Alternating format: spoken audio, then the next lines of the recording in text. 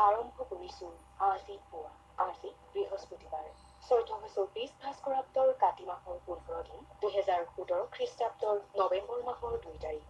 পঞ্জিকাৰ পৰা পোৱা তথ্য অনুসৰি আজি শুক্লপক্ষৰ ত্ৰয়োদশী তিথি। আজি পুৱা সূৰ্যোদয় হৈছিল 5:37 আৰু আজি সূৰ্যাস্তৰ সময় বিয়লি 4:35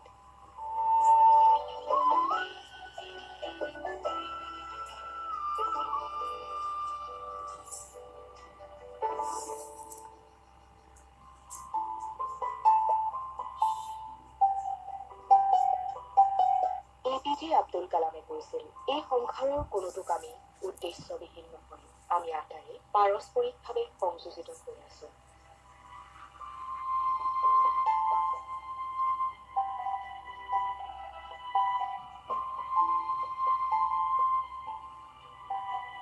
ইতিহাসৰ পাতত ভুমুকি মাৰিলে পাওঁ 1917 চনৰ আজিৰ দিনটোতেই বালফোৰ ঘোষণাপত্ৰৰ জৰিয়তে ব্ৰিটেইনে পেলেষ্টাইনত ইহুদীসকলৰ বাবে এক জাতীয় গৃহভূমি প্ৰতিষ্ঠা কৰিবলৈ প্ৰতিশ্ৰুতি প্ৰদান কৰে। আইৰিছ নাট্যকাৰ আৰু সমালোচক জৰ্জ বাৰ্নাৰ্ড শ্বৰ মৃত্যু হয় 1950 চনৰ আজিৰ দিনটোতেই। উচ্চতম ন্যায়ালয়ে ৰাজহুৱা স্থানত ধূমপান নিষিদ্ধ কৰাৰ গুৰুত্বপূৰ্ণ ৰায় প্ৰদান কৰে 2001 চনৰ আজিৰ দিনটোতেই। 2002 চনৰ আজিৰ দিনটোতেই মুফতি মহম্মদ ছঈদে জম্মু কাশ্মীৰৰ মুখ্যমন্ত্ৰীৰূপে শপত গ্ৰহণ কৰে।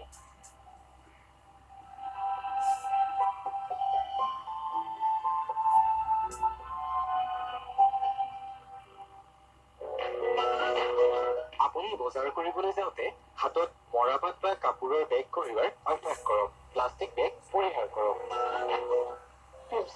যোৱা 28 অক্টোবৰৰ পৰা গুৱাহাটীত চলি আছে প্ৰথম গুৱাহাটী আন্তঃৰাষ্ট্ৰীয় চলচ্চিত্ৰ মহোৎসৱ। আজি এই মহোৎসৱৰ সামৰণি পৰিব।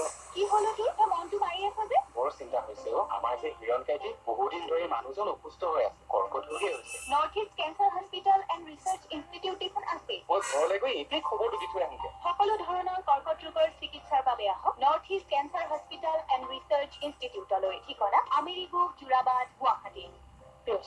কাইলৈৰ পৰা চানমাৰীৰ অসম অভিযান্ত্ৰিক প্ৰতিষ্ঠানৰ খেলপথাৰত সদৌ অসম পুথি প্ৰকাশক আৰু বিক্ৰেতা সংস্থাৰ উদ্যোগত আৰম্ভ হ'ব 49তম উত্তৰ পূব গ্ৰন্থমেলা। এই গ্ৰন্থমেলা 14 নৱেম্বৰ পৰ্যন্ত চলিব। গ্ৰন্থপ্ৰেমী ৰাইজৰ সহযোগিতা উদ্যোক্তাসকলে আন্তৰিকতাৰে কামনা কৰিছে।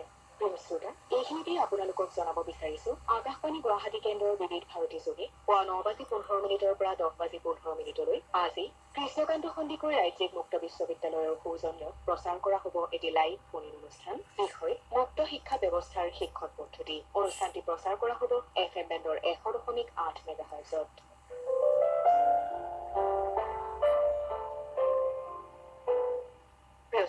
সৰ্বভাৰতীয় পৰ্যায়ত অনুষ্ঠিত হোৱা বিভিন্ন প্ৰতিযোগিতামূলক পৰীক্ষাসমূহৰ কাৰণে ছাত্ৰ ছাত্ৰীসকলে কি ধৰণে প্ৰস্তুতি চলোৱা উচিত সেই বিষয়ে আজি আমাক চমুকৈ কিছু কথা কৈছে কেৰিয়াৰ পৰামৰ্শদাতা ডক্টৰ বুলজি বুঢ়াগোহাঁই।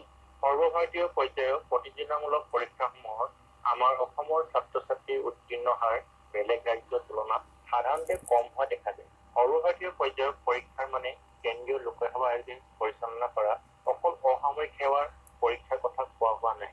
কেন্দ্ৰীয় লোকসেৱা আয়োগে পৰিচালনা কৰা আন পৰীক্ষাসমূহৰ কথাও কোৱা হৈছে। এই পৰীক্ষাসমূহৰ কিছুমান হ'ল ভাৰতীয় বন সেৱা পৰীক্ষা, অভিযান্ত্ৰিক সেৱা পৰীক্ষা, সংযুক্ত চিকিৎসা সেৱা পৰীক্ষা, সংযুক্ত প্ৰতিৰক্ষা সেৱা পৰীক্ষা, সংযুক্ত ভূবিজ্ঞানী আৰু ভূতত্ত্ববিদ পৰীক্ষা, ভাৰতীয় অৰ্থনীতি পৰিসংখ্যা সেৱা পৰীক্ষা, ৰাষ্ট্ৰীয় প্ৰতিৰক্ষা আৰু নৌ একাডেমী পৰীক্ষা, বিশেষ শ্ৰেণী ৰেলৱে শিক্ষানবিছ পৰীক্ষা ইত্যাদি। ইয়াৰ উপৰি আন কিছুমান সৰ্বভাৰতীয় পৰ্যায়ৰ প্ৰতিযোগিতামূলক পৰীক্ষা হ'ল GATE অৰ্থাৎ graduate aptitude test in engineering, staff selection কমিশ্যনৰ গ্ৰেজুৱেট লেভেল আৰু মেট্ৰিক লেভেলৰ পৰীক্ষা, বিভিন্ন মণ্ডলৰ ৰেলৱে ৰিক্ৰুটমেণ্ট বোৰ্ডে বিভিন্ন পদৰ বাবে পতা পৰীক্ষা, বিভিন্ন বেংকৰ PO পৰীক্ষা, ইঞ্চুৰেঞ্চ কোম্পানীৰ বিভিন্ন পদৰ বাবে পতা পৰীক্ষা, নেট অৰ্থাৎ নেশ্যনেল এলিজিবিলিটি টেষ্ট, মেনেজমেণ্টৰ টেষ্ট যেনে মেট, কেট, লগতে NEET, JEE ইত্যাদি।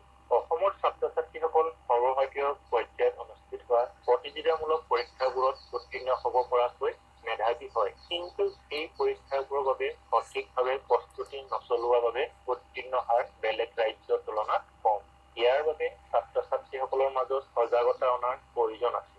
বহুতৰে এটা ভুল ধাৰণা আছে যে প্ৰতিযোগিতামূলক পৰীক্ষাবোৰত সফলতা হ'বৰ বাবে কোচিং লোৱাটো আৱশ্যক। তেওঁলোকে মনত ৰখা ভাল যে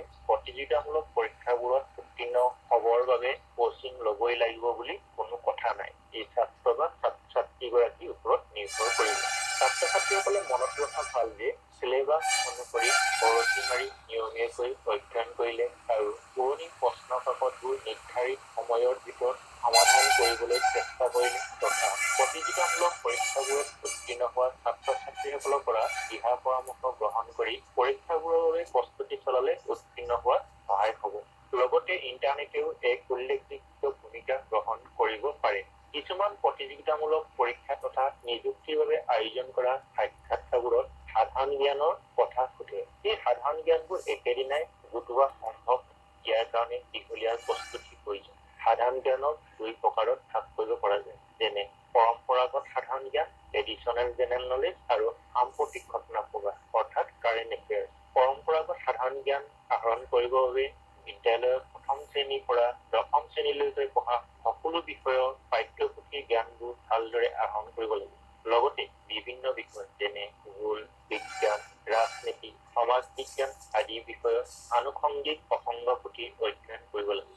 সেইদৰে সাম্প্ৰতিক ঘটনা প্ৰবাহৰ জ্ঞান আহৰণ কৰিবৰ বাবে দৈনিক বাতৰি কাকত তথা আলোচনী নিয়মীয়াকৈ পঢ়িব লাগিব আৰু নিয়মীয়াকৈ ৰেডিঅ'ৰ বাতৰি অনুষ্ঠান শুনিব আৰু টেলিভিছনৰ বাতৰি অনুষ্ঠানবোৰ চাব লাগিব। এইবোৰৰ পৰা আহৰণ কৰা জ্ঞানবোৰ লিপিবদ্ধ কৰি ৰাখিব লাগে। তাৰোপৰি সাংখ্যিক হিচাপ নিকাচৰ সক্ষমতা অৰ্থাৎ নিউমেৰিকেল এবিলিটি, বিচাৰবুদ্ধিক ক্ষমতা, ৰিজনিং আদি বিষয়সমূহ অনুশীলনো স্কুলীয়া দিনৰ পৰাই আৰম্ভ কৰাটো দৰকাৰ। ছাত্ৰ-ছাত্ৰীসকলে মনত ৰখা ভাল যে নিজৰ লক্ষ্যত উপনীত হ'বলৈ একান্তপতীয়া চেষ্টাৰ প্ৰয়োজন আছে আৰু ইয়াৰ বাবে দীঘলীয়া প্ৰস্তুতি লগতে সময়ৰ সঠিক ব্যৱহাৰৰ প্ৰয়োজন আছে।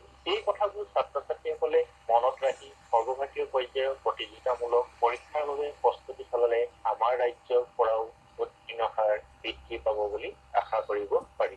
আমাৰ সৈতে সেয়া আছিল কেৰিয়াৰ পৰামৰ্শদাতা ডক্টৰ বলজিৎ বুঢ়াগোহাঁই।